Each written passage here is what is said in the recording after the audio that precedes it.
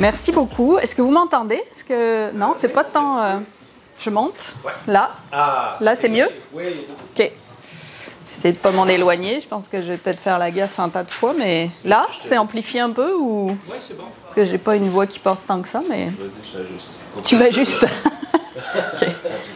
Puis ce matin, je suis en train de me demander si on fait un spectacle comique. C'est un mélange de genres assez étonnant, hein, quand même, ce qui se passe. Mais t'as oublié ton bonnet, Sandrine. Hein? Oui, je sais, mon nez de clown, un paquet de trucs, mon escabeau, mon marteau pointeur. Donc en tout cas, je suis vraiment ravie qu'on se retrouve ici à l'Espace Maker. Merci beaucoup d'être venus. C'est tôt, peut-être que vous êtes des habitués. Moi, je sais que les Creative Morning m'invitaient à me lever tôt aussi, mais sinon, c'est pas mon rythme naturel. Donc en tout cas, bravo pour ceux qui ont fait un effort. Et puis les autres, voilà, vous allez avoir un bon début de journée, je pense. C'est magnifique cette... En fait, c'est génial. C'est comme, vous savez, quand on est dans les salles d'attente Zoom, ça sonne pareil, mais là, c'est dans la vraie vie. Ça, c'est génial. Je vais avoir beaucoup de mal à me concentrer, mais ça tombe bien, on ne voulait pas faire quelque chose de trop sérieux. Donc, effectivement, en fait, un espace comme ça, un espace maker, c'est tout à fait le genre d'endroit qui aurait pu être un endroit de rêve pour moi, enfant, parce que je voulais devenir ingénieur en électronique. Mais j'avais aucune idée de ce que ça faisait vraiment, un ingénieur en électronique. Mais c'était ça que je voulais faire. Puis juste pour vous situer un petit peu, donc moi j'ai grandi dans l'ouest de la France, dans un petit village qui s'appelle Ligré, à côté d'une ville qui s'appelle Chinon, donc c'est la ville de naissance de Rabelais. Et Rabelais, c'est donc un auteur, un médecin, donc un auteur sur lequel Antonine Maillet a fait sa thèse à l'Université Laval, donc romancière acadienne qui nous a quittés il y a peu de temps. Et c'est dans cette même Université Laval que j'ai soutenu il faut que tu te déplaces un petit mon peu doctorat. dans la lumière. Dans la lumière? Oui, regarde. Oui, il faut que tu te mettes dans le projecteur. Réellement? Ben oui, parce que sinon on ne te voit pas sur la vidéo. Ah! Ah! Continue les surprises. Voilà. Je suis vraiment la tête dans la... C'est ça qu'on veut, c'est super. Génial. J'ai l'impression d'être au bar. Donc, ce que je disais, c'est ça. C'est à l'Université Laval, où moi aussi j'ai fini mon doctorat donc, en décembre dernier.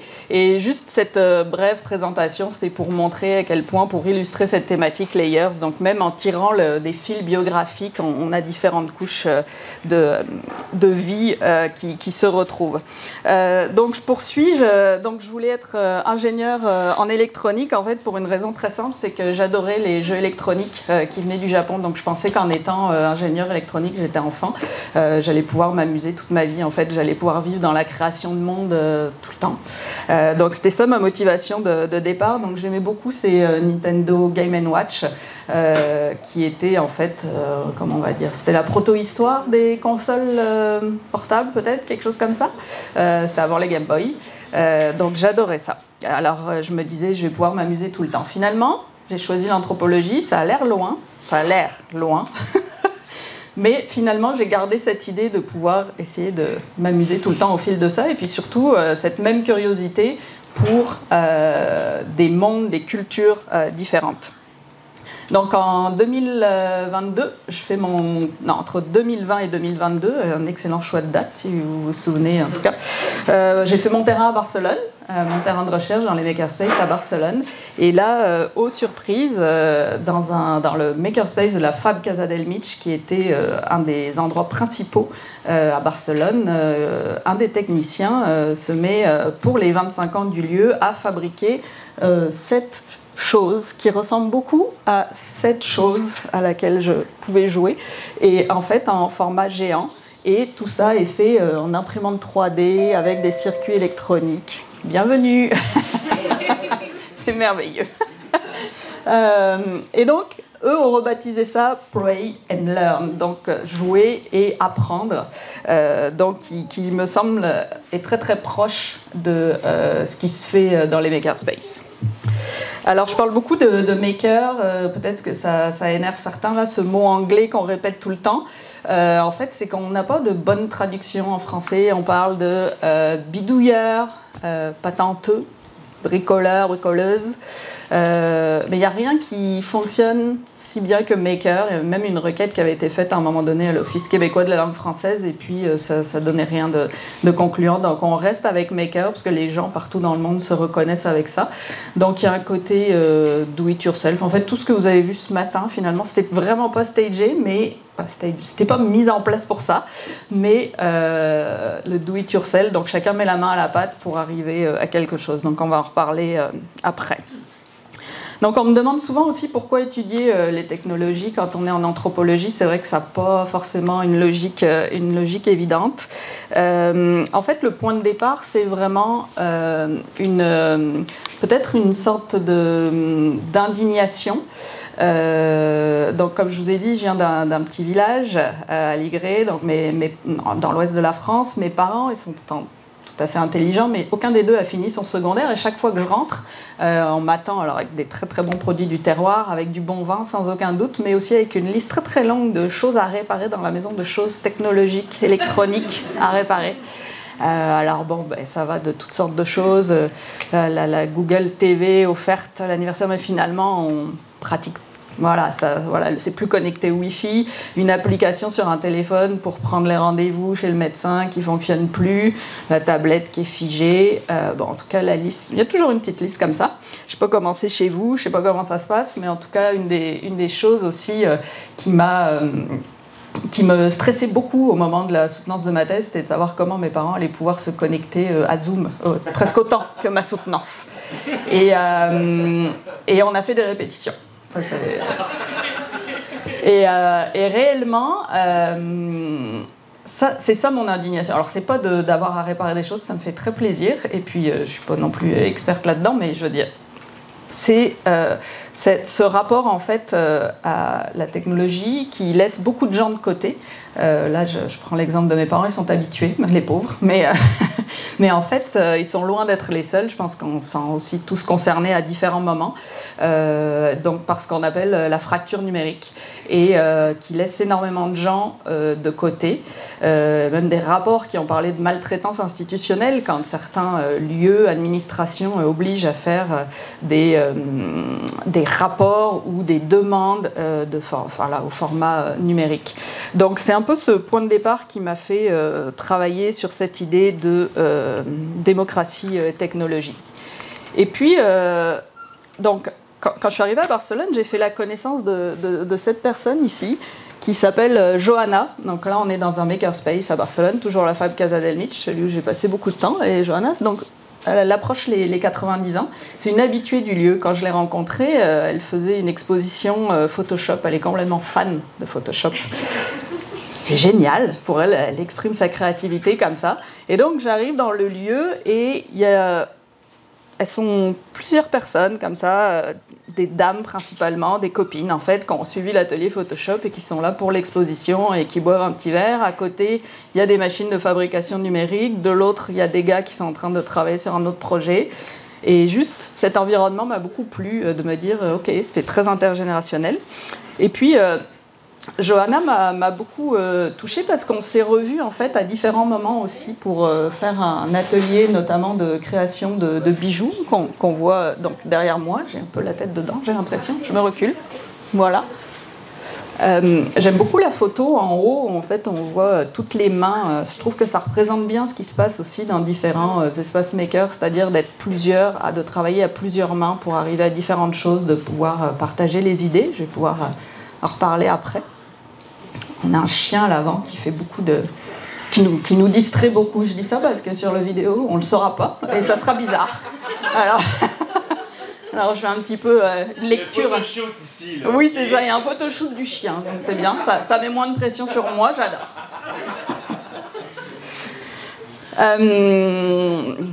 Donc c'est ça, Johanna en fait à un moment donné je fais une entrevue avec elle parce que je veux savoir sa motivation, donc elle me parle de sa machine préférée qui est la découpeuse laser parce qu'elle vient souvent avec sa fille, elle fait des créations aussi pour Noël, des choses comme ça et je la trouvais très inspirante. Aussi c'était drôle parce que pour l'entrevue elle est arrivée très très maquillée, elle était persuadée que c'était une entrevue pour la télé, c'est juste une entrevue pour une anthropologue avec un petit petit enregistreur à côté, tout modeste. Mais elle a quand même été très généreuse. Et en fait, elle me dit quelque chose qui a énormément de sens, qui a énormément résonné en moi. Elle me dit, tu sais Sandrine, ça ne me dérange pas d'être dans le dernier wagon, mais je ne veux pas rater le train des technologies. Et je suis comme, waouh! Alors d'un côté, j'étais complètement ambivalente autour de ça, parce que je me dis, c'est incroyable, elle a cette détermination-là, et puis elle est elle est très bien dans ce lieu. Elle me dit, j'adore être ici, les loisirs des gens de mon âge, ça m'ennuie, je veux pas aller jouer aux cartes, c'est plus drôle ici, il y a des gens de tous les âges, tout le monde est là pour nous aider aussi, j'apprends plein de choses, ça me va mieux. Puis d'un autre côté, je me disais, mais c'est quoi encore cette injonction à prendre le virage numérique? Et puis le virage numérique a fait un peu l'actualité là, ces derniers temps, mais pour des moins bonnes raisons. Mais prendre le virage numérique, c'est pourquoi? Pour aller où? Et puis avec qui en fait? C'est pas mal ça les questions que je me posais. Donc c'est à partir de là que j'ai tiré ma motivation, comme je disais, donc à réfléchir aux questions de démocratie et de technologie. Puis j'ai aussi intégré donc un sociologue que j'aime bien. Je ne vais pas vous parler beaucoup de sociologues et d'anthropologues, inquiétez-vous pas, mais Eric Olin Wright, c'est un sociologue que j'aime beaucoup. Et en fait, il parle de justice sociale et de justice politique, et en gros, ce qu'il dit, mais comme d'autres le disent, mais c'est que c'est pas normal, ou à l'inverse, je vais le dire de manière plus positive, ce qui devrait arriver, c'est qu'on puisse participer aux décisions qui vont avoir un impact dans nos vies. Et donc, c'est le cas pour les technologies numériques. Elles ont un impact énorme, même dans notre manière d'être en relation, dans notre manière d'être dans le monde, dans notre manière de travailler, dans notre manière d'exister. Et c'est des choses qui sont peu débattues, c'est des choses sur lesquelles on n'a pas beaucoup de prise. Donc voilà les prémices. Alors là, je vais faire un petit pas en arrière, parce qu'après, une fois qu'on me demande pourquoi les technologies à étudier en anthropologie, donc pour moi, ça a beaucoup de sens, puisque ça transforme tous ces aspects-là de nos vies sociales. Mais après, pourquoi les makerspaces, pourquoi les Fab Labs? Donc je fais un tout petit retour en arrière. C'est ça, j'ai découvert les makerspaces et les Fab Labs à travers un projet qui s'appelle Muséomix. Ce projet visait à renouveler la médiation culturelle, en l'occurrence au Musée des Beaux-Arts, à l'aide d'un Fab Lab. Donc il y avait un Fab Lab dans le projet, c'était comme un hackathon, comme un week-end, une fin de semaine de création.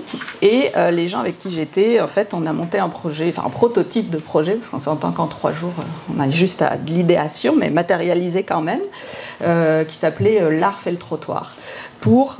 Donc en fait, on scannait en 3D ce que permettent les outils du Fab Lab. Donc on scannait en 3D une sculpture et on la projetait sur un abribus et qui avait un senseur, donc qui permettait chaque fois que quelqu'un rentre de projeter l'œuvre. Donc c'est une manière de faire sortir l'œuvre de son cocon du musée. Et en fait, pour moi, les makerspaces ont aussi une fonction semblable. C'est-à-dire que ce sont des lieux qui veulent rapprocher les technologies et les citoyens.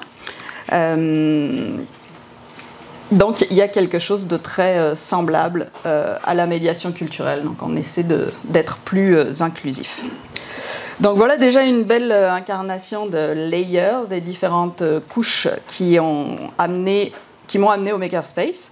Maintenant, attendez de voir de quoi sont faits les makerspaces. Et là aussi, on va dérouler un fil de filiation technique, sociale, qui peuvent être un peu surprenantes pour des lieux qui peut-être, et puis vous pouvez un peu vous en douter, j'imagine juste déjà l'entrée à cet endroit-là, le sentir, qui réinvente un rapport plus inclusif peut-être aux technologies. Déjà, voilà, la matérialité, l'espace physique, le lieu de rencontre, on est tous là en personne. Jacques en a parlé, mais effectivement, une des machines qu'on rencontre à tous les coups dans un makerspace, c'est une imprimante 3D. Donc effectivement, je ne vais pas revenir, mais c'est ça, c'est le principe. Une découpeuse laser, le principe, c'est qu'on enlève de la matière, et une imprimante 3D, c'est une impression qui se fait par couche de matière. Je pense qu'on a peut-être la très courte vidéo, ou pas.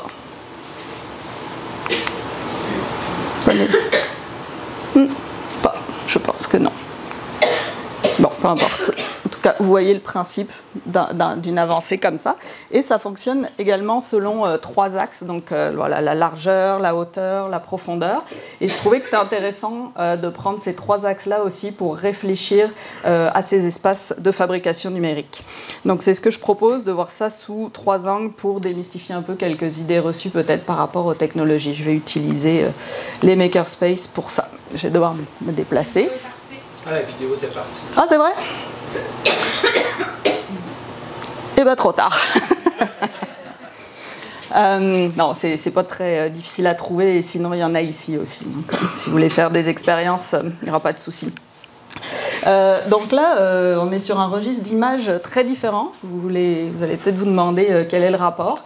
En fait, on parle souvent des technologies comme étant disruptives, et ça c'est quelque chose qui, j'allais dire, m'énerve beaucoup, faut pas exagérer, mais que je trouve assez peu juste, on va dire, parce qu'en fait, les makerspaces et toutes sortes de technologies n'arrivent pas de rien, en fait, c'est ça mon point. C'est-à-dire qu'on a tout le temps l'impression d'une nouveauté et en ayant une forme d'amnésie de ce qui existait avant. Donc là, j'ai juste donné quelques exemples pour marquer un peu les esprits, mais c'est des choses que j'ai vues aussi à Barcelone, où je faisais des liens entre la fabrication artisanale, industrielle et numérique. Et c'est assez intéressant quand on réfléchit les choses de cette manière-là. Et donc là, ce qu'on voit, c'est une machine à tisser jacquard, avec des cartes perforées. Et ces cartes perforées, c'est vraiment l'ancêtre du langage binaire qu'il y a dans les ordinateurs. Donc les 0 et les 1 partent de là. Donc ça, c'est des choses que je trouve intéressantes parce que ça fait partie des progressions des technologies. En fait, tout n'est pas arrivé d'un coup, tout n'a pas commencé. La culture maker et les technologies n'ont pas commencé avec les années 2000. Et aussi, le patrimoine industriel m'a beaucoup intéressée à Barcelone parce que c'est des lieux où on essaie de réimaginer la ville productive, c'est-à-dire comment on peut produire localement. C'est-à-dire qu'il y a eu un projet de société qui a animé beaucoup certains makerspaces ou certains Fab Labs, de se dire on peut fabriquer tout ce qu'on veut, donc plus localement. Donc on partage les savoirs globalement, mais on fabrique localement.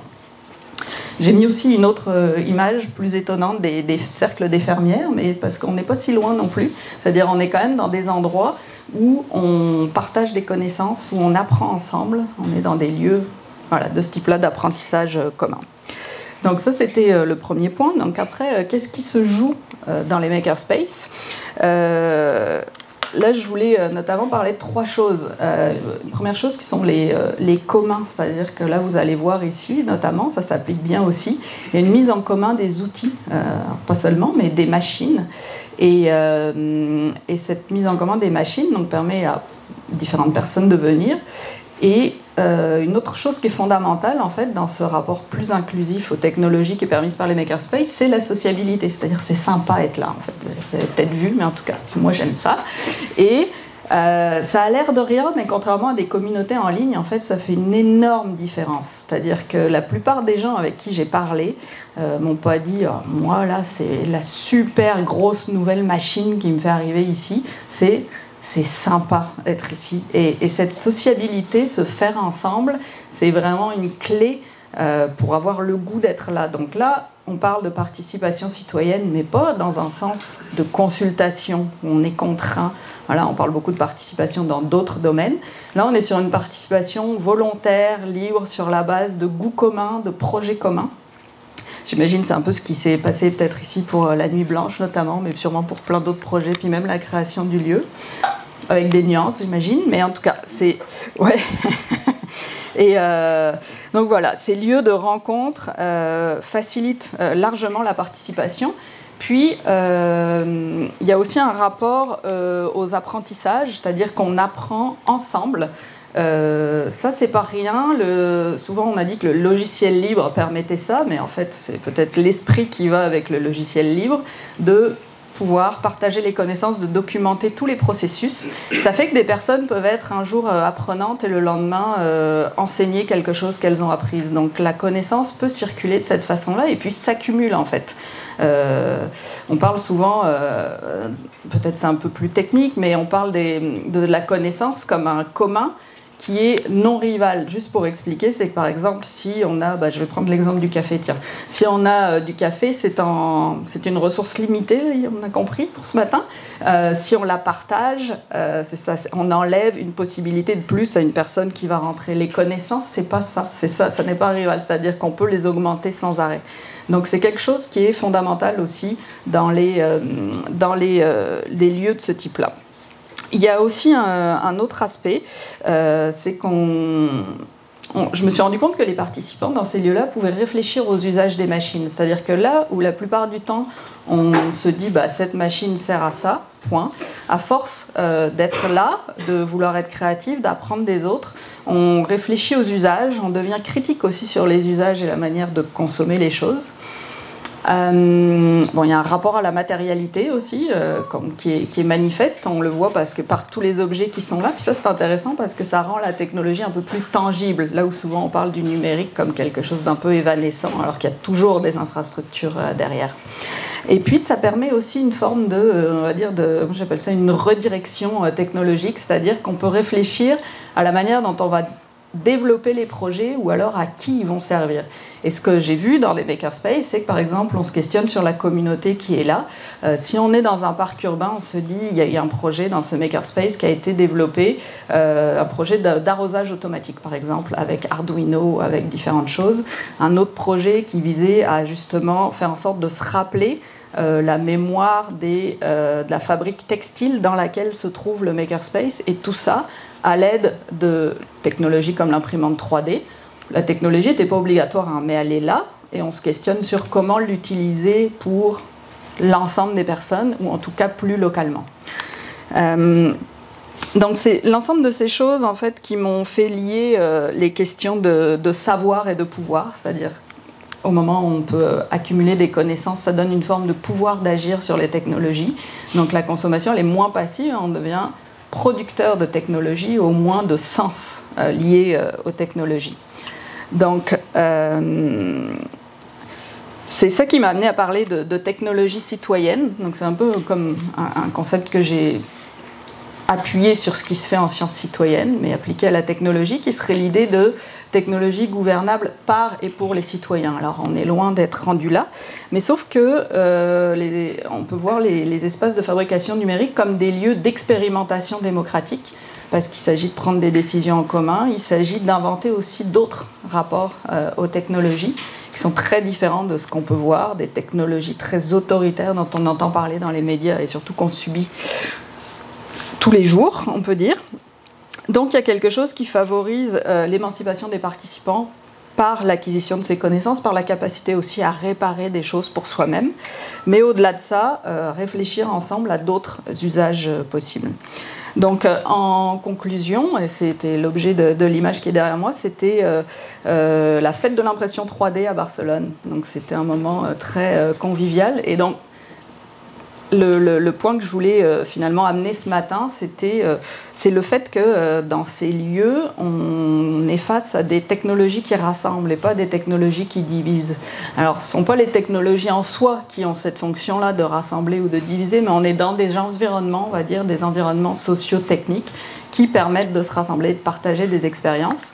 Donc j'ai pu voir, après je ne mets pas des lunettes roses non plus sur les makerspaces, c'est des zones de conflit, des zones, voilà, toutes ces choses existent comme dans n'importe quelle micro-société, mais ce sont des lieux, voilà, d'expérimentation démocratique, d'expérimentation technologique, oui, mais avant tout sociale et démocratique, et ce sont pour moi des utopies concrètes, c'est-à-dire en actes. Donc on peut voir dans les interstices de ce qui se déroule actuellement dans le monde, des endroits où d'autres rapports, je me répète, mais c'est un peu ça le message, d'autres rapports aux technologies plus inclusifs se développent. Donc c'est ce que je voulais vous présenter ce matin. Voilà, je vous remercie.